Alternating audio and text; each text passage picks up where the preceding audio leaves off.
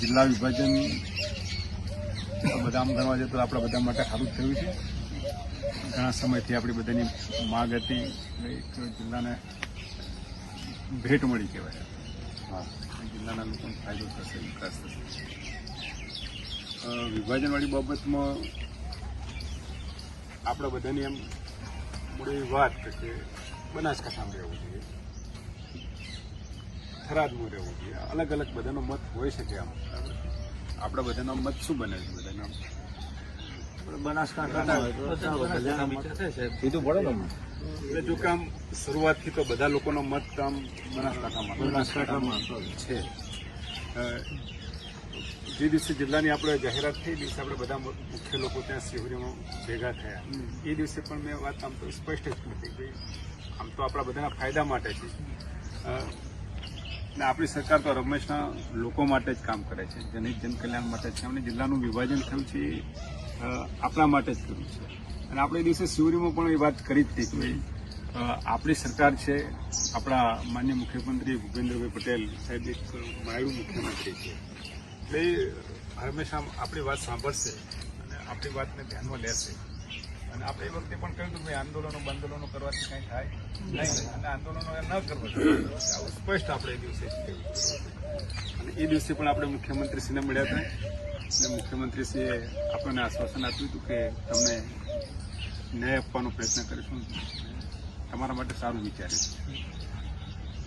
ફરી પણ કાલે મુખ્યમંત્રીશ્રીને મારે મળવાનું થયું હતું અને મુખ્યમંત્રી શ્રી ભૂપેન્દ્રભાઈ પટેલ સાહેબે ફરી આપણે એમને રજૂઆત કરી કે અમારા બધાની લાગણી અને માગણી બનાસકાંઠામાં છે, બનાસકાંઠામાં રાખો.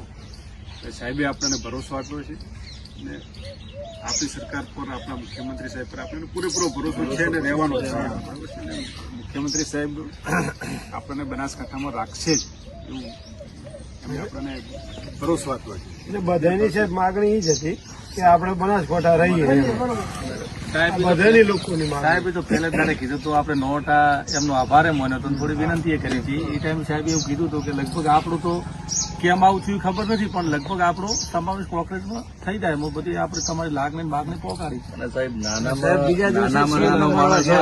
એની સરકાર વાત આંદોલન કરવાનું આવતું જ નથી. સાહેબ સીએમને બીજા દિવસ મળી જાય. પહેલા દિવસે કીધું શિવરી આંદોલન કરવા ના જ પાડી સાહેબ. અને આંદોલન કરવાથી કઈ ના આપણી સરકાર છે, આપણે રજૂઆત કરવાની. એક વ્યક્તિ હોય તો એ સરકાર વભળે છે.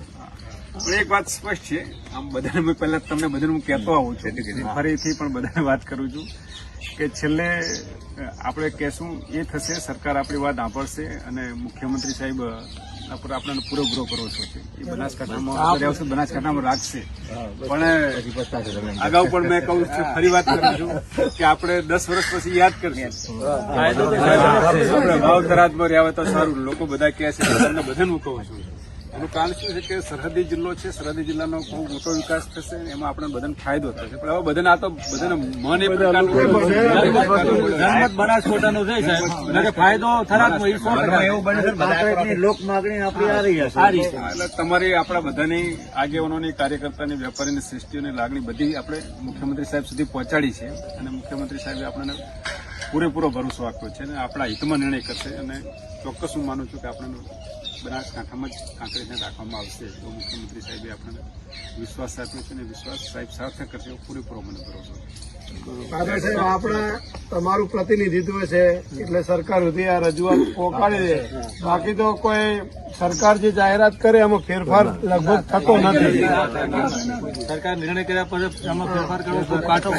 પણ આપણી સરકાર છે ને હંમેશા માટે આપણું સાંભળે છે, લોકો માટે કામ કરે છે અને લોકોના હિતની વાત હોય એ ભારતીય જનતા પાર્ટીની સરકાર સાંભળે છે અને કરે છે.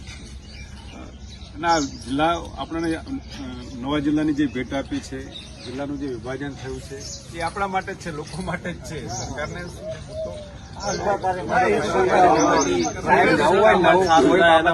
નર્મદાની નહેર હતી પહેલી કે ઉગમણી સર્વે કરતા બધા કે પાસી જાય, સારી પાસી જાય. હવે બધા યાદ કરે છે કે આ બાજુ ફાયદો બરાબર પોણીની રાઈડ કરી રહ્યા છે. એમના જિલ્લામાં તમે દીધું એમ થાય, પણ આ લોકોની એવી માંગણી છે કે બધા કોણ ખાય તો લોકો જે કે અમે બી આ જિલ્લા સુખરામની બાબુ પાઇપ નીકળતી હતી ને ત્યાં લોકો એમના ખેતરમાં ના નીકળવા માટે પ્રયત્ન કરતા હતા. અને હવે આજની તારીખમાં પાઇપ ખેતરમાં નીકળ્યો. સાહેબ એક બીજું આમ થોડું ચર્ચામાં છે આખા બધા વાતો એવું કરતા હોય ભવિષ્યમાં નવા તાલુકાનું થવાનું થાય આ તાલુકાનું વિભાજન થાય ત્યારે સાહેબ બધી લોકોની થોડી એ પણ લાગણી છે કે આ થરા તાલુકો આપણા બે વહીવટી ખાતર 2 તાલુકા થઈ જાય તો સારું આપણો તાલુકો મોટો લોકો ન્યાય મળે. ન્યાય મળે એટલે ભવિષ્યમાં તાલુકાનું વિભાજનનો વિષય આવશે ત્યારે સરકારમાં આપણે રજૂઆત કરશું અને સરકાર આપણા માટે સારું વિચારશે સારું વિચારશે. તમને સાહેબ ખૂબ ખૂબ અભિનંદન. તમે આ પ્રજાનો વાતચીત મુખ્યમંત્રી સાહેબ સુધી પહોંચાડીને પરિણામ સુધી લાવી દીધી છે એમ કહો તો ચાલે. અને વાવથરાને પણ ખૂબ ખૂબ શુભેચ્છા પાઠવીએ કે નવા જિલ્લા તરીકે એનો પણ ખૂબ વિકાસ થાય અને એ પણ એક સરહદી જિલ્લો છે અને એ પણ એક ખૂબ ઉત્તમ જિલ્લો બને એવી આપણે સૌ પ્રાર્થના કરીએ. હા, આપણે તો બધા આપણા માટે, આપણા બનાસકાંઠા માટે, આપણું વાવ થરાદ, આપણું ગુજરાત, આપણું ભારત, આપણે તો મોદી સાહેબના નેતૃત્વમાં અખંડ ભારત જય જયકાર થાય એ માટે આપણે બધા કામ કરવાનું છે.